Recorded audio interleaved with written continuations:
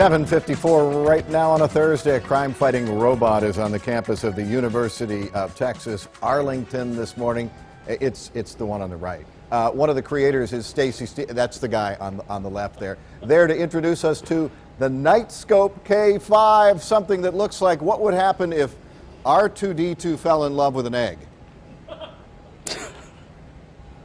Nice. So what does it do? So this is the Knightscope K5. It's meant to actually predict and prevent crime. That's our long-term goal. But right now, it patrols around completely autonomously, meaning nobody's remote controlling the machine, within a geo-fenced area, and it's looking for any kind of anomaly that might be out of the ordinary.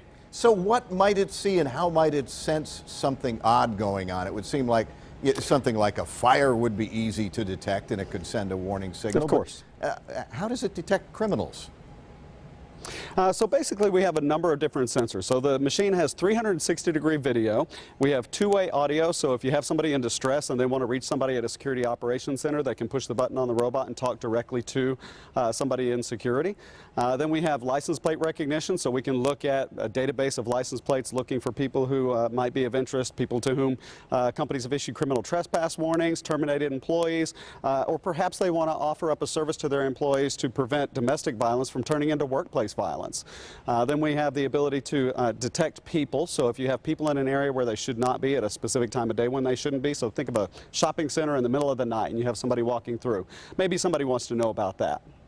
I would presume also this could be something that would, it goes on patrol, it moves around, but it could be stationed somewhere to just keep an eye on things.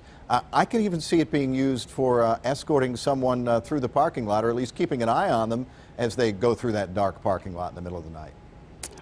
We could. We're actually deployed in numerous locations across the state of California, one of which happens to be a hospital. And the nurses there have found it very comforting at night to know that they have this additional set of eyes and ears to help protect them as they walk from the hospital out to their vehicles. It's what something in the military or in law enforcement you might call a force multiplier that really makes somebody back in that security center or the police department be a lot more efficient.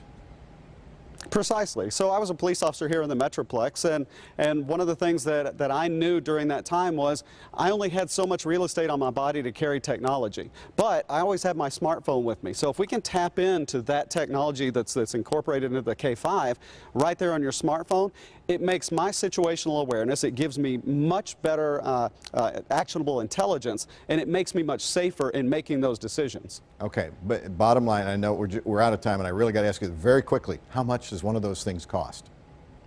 We actually sell this as a service. So actual security guards cost anywhere from $25 to $35 an hour. We're about $7 an hour. Okay, very good. And we've got a link with more information. UTA Police will be demonstrating it later today. Thanks. Appreciate it.